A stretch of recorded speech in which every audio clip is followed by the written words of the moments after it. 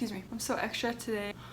Bum ba da ba. I don't know why I was feeling so extra today, but I've got earrings on, looking like I'm running for president. Hi everyone and welcome back to my channel. Today I wanted to get a little bit more real and honest about an interesting topic in the pageant world. You guys know that I'm usually very positive. I was inspired to make this last night because I just couldn't help but roll my eyes at a situation that I was dealing with. It had to do with the pageant world. But I'm not gonna lie in that I've met so many amazing, remarkable, inspiring, beautiful on the inside and the outside people in the pageant world, from the pageant world. I've met some of my best friends.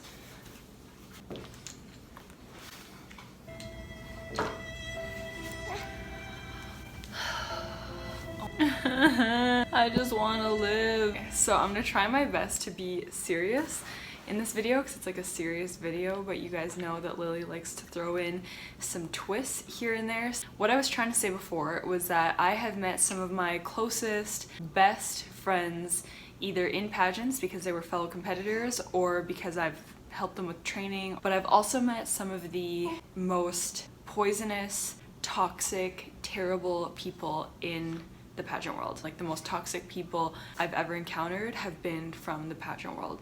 Some of the people that I've dealt with, I honestly believe are, I don't know like what would have happened to them in their past that have made them so like evil now, and that sounds dramatic. I know that this is going to be like a pretty negative video, so if you don't feel like listening to something negative, then don't watch it.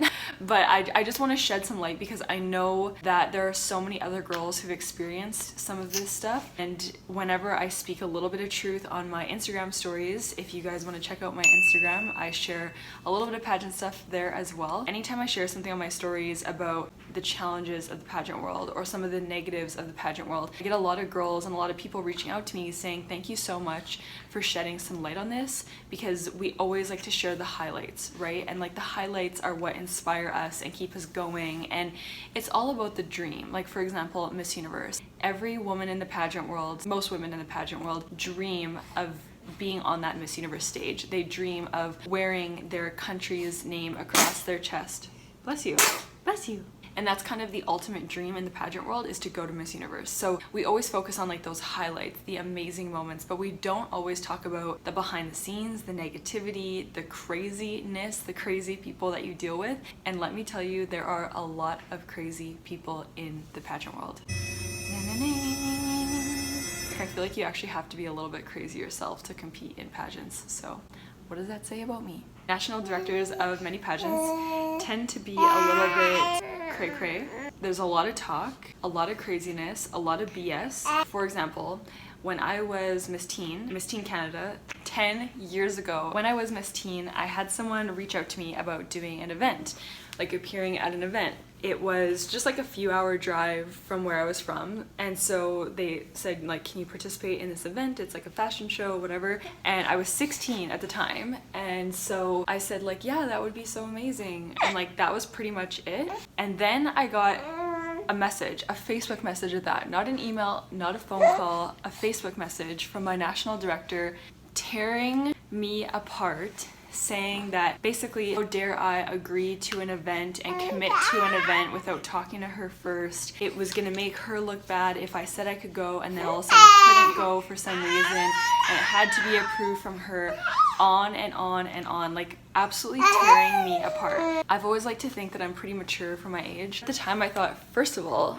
woman, who do you think you are tearing apart a 16-year-old girl who literally just like said, yeah, for sure, like I'd love to be part of this event. Like the thing is too, is I didn't know what the protocol was for saying yes to events or approving events, because I was never told. And that's one of the biggest things, is there's no structure a lot of times with this pageant stuff. Like I could go on and on, honestly. I'm just trying to shed some light and share that it's not all like glitz and glam and amazing, and if there's girls out there who have felt similar, like you're not alone. So anyway, that's just like one small example. It still rattles me like 10 years later, because I just thought like, who talks like that to like a teenage girl who they've also given no direction to? And then I remember her saying something like, it's all water under the bridge now. Like, Okay. I am legit sweating right now because sometimes Lily does not want to cooperate. So anyways, I have so many stories from my time as Miss Universe Canada that I am not even going to scratch the surface. I just want to shed some light that it's not always glitz and glamour and amazing and beautiful, and that it can be super challenging not only to prepare for some of these competitions, but just to like live day by day and deal with some of the people that you deal with. So when I was Miss Universe Canada, I was being told so many stories about other title holders, basically all negative, like 98% negative, I would say. I was being told, you know, what they didn't do, how they were so terrible at this and that, and how they didn't listen. They totally went against what the national director wanted, and on and on and on. And eventually I thought to myself, I think there's a pattern here. I think that this person is just telling me all the negative things about these other girls to scare me into wanting to do what they have to say and do what they say. Do what they say. And I thought, I'm not going to be a pushover because I'm not a pushover. I'm not just going to fall into this trap because that's not who I am. And as much as I want to go to Miss Universe, I believe in the dream. I want to step on that stage. I am not going to basically degrade myself and lose who I am to fall under the pressure of these people and basically become a puppet in their little game. For example, my national costume, I wanted my national costume to be designed and created by a Canadian designer because I'm from Canada. I was reached out to by a costume designer who was from Canada, and she didn't have a big budget, but she eventually agreed, you know what, this is like one of my dreams to have a costume held or like be at Miss Universe.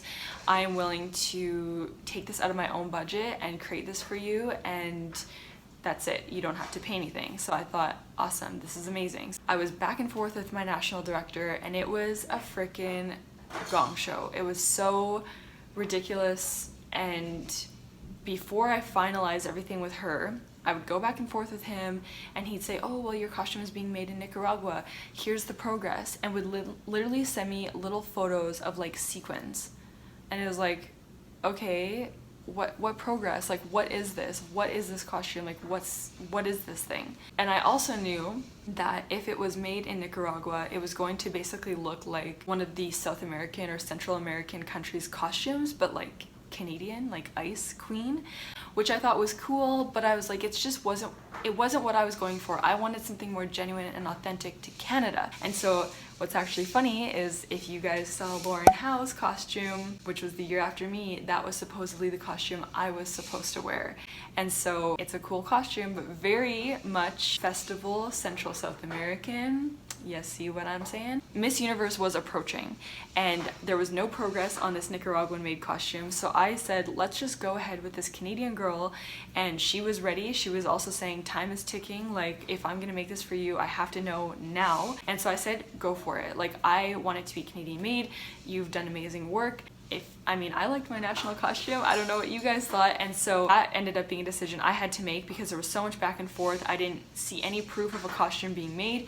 Keep in mind, my national director doesn't live in Canada, he lives elsewhere. Then when it comes to gowns, when it comes to wardrobe, I literally had nothing until like the week before. I basically had nothing, not even basically, I had nothing until the week before I left for Miss Universe. And that's why when you hear me talk in some of my videos, I was so back and forth about going to Miss Universe because I felt like I had nothing. I had a national costume. I didn't have gowns. I didn't have a wardrobe. But looking back, it's just so sad that my experience was tainted by all this. And so at one point, because I was being fed all this different information, I was being told my costume was being made, my gowns were being made, but I wasn't sent like any pictures, any progress, like nothing. I started keeping track of everything. I started keeping track of calls, emails, and I would email my director and say, you know, you said on this day that this was going to be done, and so what's the progress? Where is it? What's happening? And like, I wanted them to know that like I wasn't messing around, like I wasn't just going to be a pawn in their game. And so I heard later that they were all like, Sierra, she's a lawyer, she was keeping track of like phone calls and whatever, and she changed during her year. I'm like, what would you have expected? You have this girl who's going to Miss Universe, the biggest, you know, competition event of her life, and you're telling her all this different stuff. You're not showing her her gowns, you're not showing her her wardrobe, you're not really helping her do anything and prepare her for this big competition. So like, what do you expect? If you guys have ever noticed this, I don't know if you have, a lot of girls who have won Miss Universe Canada, after they go to Miss Universe, they have nothing to do with Miss Universe Canada. They end up having nothing to do with the organization. In fact, one of the most bold women was Chanel Beckenlaner, and she did not even go to the pageant week when she was passing the crown. She showed up to the final night wearing a suit. She crowned the girl and peaced out. She wanted nothing to do with the pageant ever again, nothing to do with Miss Universe. And what's so sad is like so many people get sucked in. The photographers get sucked in. The people who help behind the scenes get sucked in. They all get sucked into the director's dream, and it's just mind-blowing sometimes. I'm like, how can people not see the reality of what's going on? And there's so much more I could say, but like I don't want to like be too negative here, because I do believe in the dream of Miss Universe and going to Miss Universe and having that amazing once-in-a-lifetime experience. It's just sometimes it's hard to fathom what people do behind the scenes and how they treat the girls and the things that they say. And like, I heard so many terrible things about me, about myself, that I just thought for someone to even share this to someone else and make this up is so evil and conniving and horrible that I cannot even imagine doing that to anyone. I cannot imagine opening my mouth and sharing something that's false, that's making someone else look bad, that isn't even true, and like being okay with that and moving on, and then doing that to other people, because it was done to me, it was done to Lauren Howe, it was done to several girls before. I know because I was told a bunch of this information that wasn't true about all these other girls trying to make them look bad. And it's sad. It's just truly sad and heartbreaking that these young women who have these dreams, a lot of it can be tainted by these directors. I'm gonna leave it at that for today because Lily is super grumpy. It's more of a negative video. Maybe that's what she's like sensing. Just wanted to have some real talk with you today and just share that it isn't always positive and amazing and a highlight reel and everything else. Those are the things that we focus on. We focus on the highlights and the most amazing moments, but there's definitely a lot of behind the scenes in the pageant world that's super negative, and I just wanted to shed a little bit of light on it, I guess, because I know it seems really amazing on the surface, and sometimes it's a little different behind the scenes. If you have any specific questions for me, I'm totally open to answering them. Let me know in the comments. Maybe I can do a follow-up video to this, going a little bit more in depth and just maybe giving some tips as well on how to handle some of this negativity, because it can definitely weigh on a person, and I'm open to doing that for anyone who's interested. So let me know in the comments if this is helpful or interesting, or if you have any specific questions, and I will see you guys next time. Please subscribe if you want to hear more from me and see that follow-up video. See you guys next time.